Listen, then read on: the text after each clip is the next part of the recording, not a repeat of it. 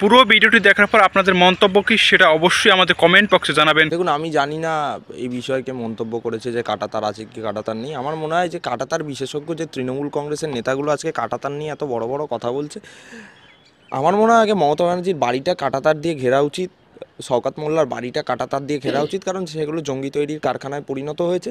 কারণ অনুমোদিত জঙ্গি হিসেবে আমরা জাভেদ মুন্সিকে দেখতে পেয়েছি, যিনি এখানে পাসপোর্ট তৈরি করেছিল, আধার কার্ড তৈরি, ভোটার কার্ড তৈরি করেছিল, একাধিক আইডেন্টিটি তৈরি করেছিল। আর আমার মনে হয় যে লোকাল গভর্নমেন্ট এমপ্লয়ি ছাড়া তো এগুলো তৈরি করা সম্ভব নয়। তার কারণ আপনি জানেন, যখন পাসপোর্ট ভেরিফিকেশন হয় তখন লোকাল স্থানীয় প্রশাসনের থেকে একটা নেওয়া হয়, রিপোর্ট নেওয়া হয়, তো স্থানীয় প্রশাসন ভেরিফিকেশন করে।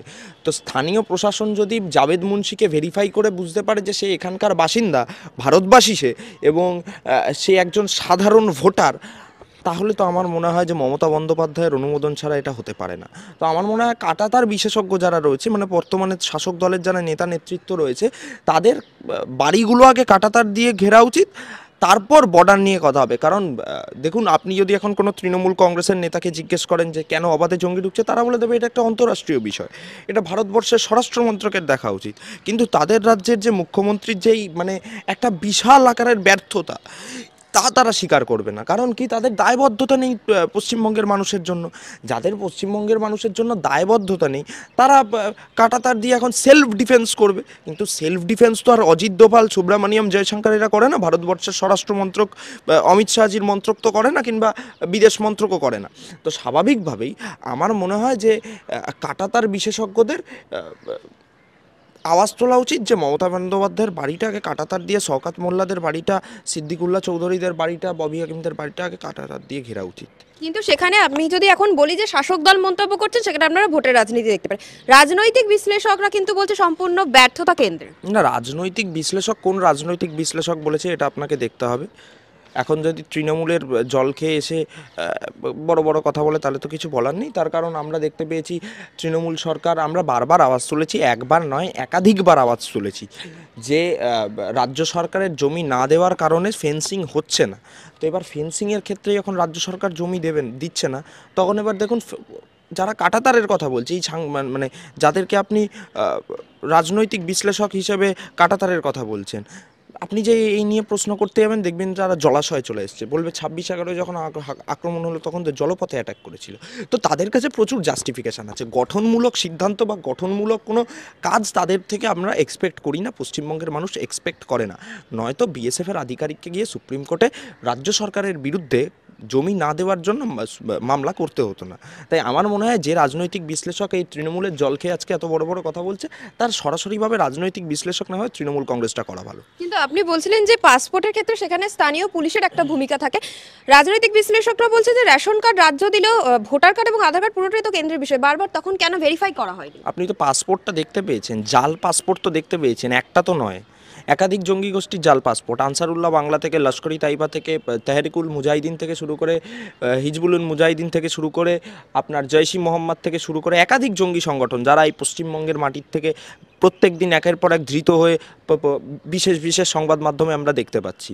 তো এতগুলো জঙ্গি যখন গ্রেফতার হচ্ছে, তখন আমার মনে হয় যে রাজনৈতিক বিশ্লেষক আজকে এত জাস্টিফিকেশান দিচ্ছে যে কেন্দ্রের ঘাড়ে দায় চাপাচ্ছে, আমার মনে হয় ভোটার কার্ডটা দিয়ে তারা যে আপনার একাধিকবার মমতা বন্দ্যোপাধ্যায়কে ভোট দিয়েছে, এটা তাদের জানা উচিত।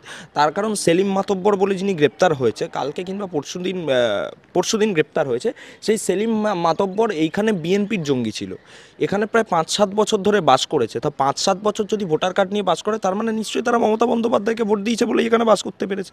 আর আপনি তো দেখতে পেয়েছেন একাধিকবার আওয়াজ উঠেছিল গুলশন কলোনি নিয়ে, যেখানে একাধিক রোহিঙ্গারা বাস করছে, এবং আপনার তো একটা মানে শাসক দলের মন্তব্যে তো স্পষ্ট হয়ে যাচ্ছে। তার কারণ ভরতপুরের তৃণমূল বিধায়ক যদি বলতে পারে যে সমস্ত রোহিঙ্গা জঙ্গি নয়, তাহলে সেখান থেকেই তো পরিষ্কার হয়ে যাচ্ছে। আর যদি আমরা সেই নিরিখেই দেখি, যখন প্রশাসনিক বৈঠকে দাঁড়িয়ে একবার শওকত মোল্লা মুখ্যমন্ত্রী মমতা বন্দ্যোপাধ্যায়কে বলেছিল যে দিদি আমার একটা বাস টার্মিনাস লাগবে, মমতা বন্দ্যোপাধ্যায় তাকে সার্টিফিকেট দিয়েছিল যে তুই তো ভালো বোম বাঁধতে পারিস। তো স্বাভাবিকভাবেই মুখ্যমন্ত্রীর এই যে জঙ্গিদের প্রতি দরদ, শুভেন্দু অধিকারী রাজ্যের বিরোধী দলনেতা, শওকত মোল্লাকে যদি জঙ্গি বলা হয় তার বাড়িতে পুলিশ দৌড়ে চলে যায়। কিন্তু যখন বলা হচ্ছে শওকত তুই ভালো বোম বাঁধতে পারিস, তখন মুখ্যমন্ত্রী প্রশাসনিক বৈঠকে দাঁড়িয়ে যখন বলছে শওকত তুই বোম বাঁধতে পারিস, তার পরের দিন শওকত অ্যারেস্ট হয় না। তাহলে আমরা কি এক্সপেক্ট করব তাদের থেকে? একটা পুরোপুরি জঙ্গিদের কারখানায় পরিণত হয়েছে পশ্চিমবঙ্গ, এবং এই পশ্চিমবঙ্গের মাটিতে জঙ্গি চাষ করে মমতা বন্দ্যোপাধ্যায় নিজের ক্ষমতা ধরে রাখার চেষ্টা করছে বারবার। সদস্যতা সংগ্রহ অভিযান, সেটা নিয়ে কিন্তু বিরূপ মন্তব্য এসেছে। সেখানে বলছে যে 75 জন সদস্য সংগ্রহ করতে পারলে 100 টাকা দেওয়া হবে। কেউ ফেসবুক লাইভ করে বলছেন যে যদি সদস্য সংগ্রহ না করতে পারেন তাহলে বিজেপিতে পদ চাইবেন না। রীতিমতো তো আপনারা থ্রেট কালচারের বিরুদ্ধে কথা বলে, তো ফেসবুক লাইভ করে থ্রেট করা কেন? বেকার আভ্যন্তরীণ বিষয় ঘাটতে যাচ্ছে আমাদের। তার কারণ হচ্ছে বিজেপি সদস্য সংগ্রহ অভিযানে সব থেকে বেশি এগিয়ে, এবং মানুষের স্বতঃস্ফূর্ত একটা মানে ইচ্ছা যে আমরা বিজেপির মেম্বারশিপ হব, এটা আমরা বারবার দেখতে পেয়েছি।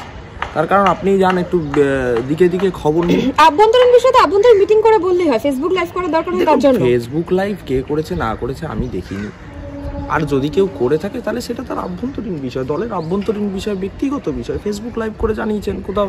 দেখুন, আমার মনে হয় যে আমাদের তো এতটা দুরবস্থা হয়নি যে নবজোয়ার 2.0 করে প্রার্থীর নাম ব্যালটে ঢোকাতে হয়েছে, তারপরে সেই ব্যালট ভেঙে দিয়েছে। ব্যালট ভেঙে দেওয়ার পর সারা নবজোয়ার 2.0 প্রার্থীর নাম দিকে দিকে ঘুরে বেড়াচ্ছে। পুলিশের পায়ের সামনে একটা প্রার্থীর নাম, অভিষেকের ব্যানার্জির পায়ের সামনে একটা প্রার্থীর নাম, স্থানীয় পৌরপ্রধানের হাতের আঙুলের ওপর একটা প্রার্থীর নাম। এরকম তো পরিস্থিতি হয়নি। তা আমার মনে হয় এই সদস্যতা সংগ্রহ অভিযান নিয়ে কন্ট্রোভার্সি তৈরি করে মানুষের মনকে ডাইভার্ট করা তো এতটা সহজ না। আর যদি কোনো সংবাদ মাধ্যম মনে করে থাকে যে দলের আভ্যন্তরীণ বিষয় খুঁচিয়ে ঘা করে মানুষের সামনে একটা এমন ছবি করবে যে যাতে মানুষ আগামী দিন ভোট না দেয়, এরকমও হবে না। কারণ মানুষ জানে যে সদস্যতা অভিযানের সাথে মানুষ দেশের প্রধানমন্ত্রী নরেন্দ্র মোদীজির সাথে একদম কানেক্ট হতে পারছে। এবং দেশের প্রধানমন্ত্রী নরেন্দ্র মোদীজি, আমাদের দলের তো এটা নিয়ম যে প্রতি 3 বছর অন্তর অন্তর সদস্য হতে হবে। সেখানে নরেন্দ্র মোদীজি দেশের প্রধানমন্ত্রী সদস্য হয়েছেন।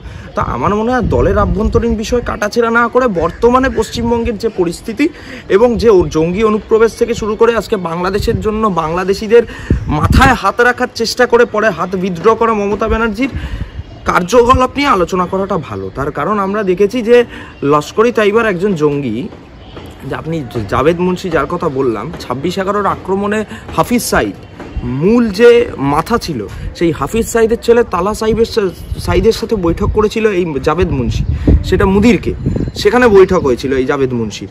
এবং আমরা সূত্র মারফত যা জানতে পেরেছি, পাকিস্তান থেকে নাকি এই রাজ্যে অস্ত্র আসতো, পাকিস্তান থেকে নাকি বিভিন্ন বেআইনি টাকা পয়সা ঢুকতো, আইডি এক্সপ্লোশন কীভাবে হবে তার নাশকতার ছক কষা হচ্ছিল। আমার মনে হয় এখানে মদত দিয়েছিল মমতা ব্যানার্জি। তাই সদস্যতা অভিযানের থেকে এইটা বেশি এভিডেন্ট, কারণ মানুষের জীবনকে নিয়ে জুয়ার বোর্ডে তুলে দিয়েছে তো মমতা বন্দ্যোপাধ্যায়। তাই আমার মনে হয় মমতা বন্দ্যোপাধ্যায়ের থেকে কোনো বিশেষ সংবাদ মাধ্যম এই ব্যাপারটা ডাইভার্ট করে দিতে চাইছে বিজেপির দিকে। তার কারণ আমি জানি না ভোট ব্যাংকের রাজনীতিতে তারা কতটা খুশি। আমার মনে হয় তুষ্টিকরণের রাজনীতি ভোট ব্যাংকের রাজনীতিতেই বেশি প্রাসঙ্গিকতা দেওয়া উচিত। বিজেপির সদস্যতা অভিযান বিজেপি সেটা বুঝে নেবে। বিজেপির সদস্যতা অভিযান তার মানে সিট বাড়াবে বলছেন?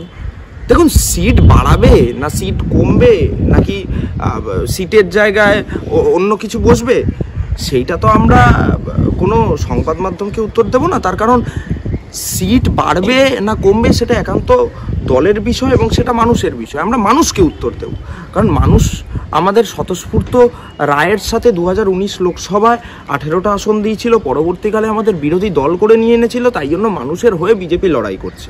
আজকে আপনারা দেখতে পেয়েছেন যখন সমস্ত রাজনৈতিক দলের নেতাকর্মীরা দাঁড়িয়ে আবাসের টাকা চুরি করছে, ধর্ষণ নিয়ে রাজনৈতিক অরাজনৈতিক খেলা খেলছে, তখন বিজেপি তার হয়ে সোচ্চার হচ্ছে। বিজেপির একাধিক আইনজীবী মহামান্য কলকাতা হাইকোর্ট এবং মহামান্য সুপ্রিম কোর্টে মানুষের স্বার্থে, বাংলার স্বার্থে লড়াই করছে। তা আমার মনে হয় মানুষ যদি তারপরে আমাদের ভোট না দেয় তাহলে তো আর কিছু করার নেই, মানুষের রায় মাথা পেতে নিতে হবে। কিন্তু আপনাদের একটা পরিষ্কার কথা আমি বলে রাখি যে সিট বাড়ানো বা কমানো আমাদের লক্ষ্য না, এটা মানুষের লক্ষ্য। মানুষ যদি আমাদের সিট বাড়ায় অবশ্যই মাথা পেতে নেব, মানুষ আমাদের সিট কমিয়ে দিলে অবশ্যই আমরা মাথা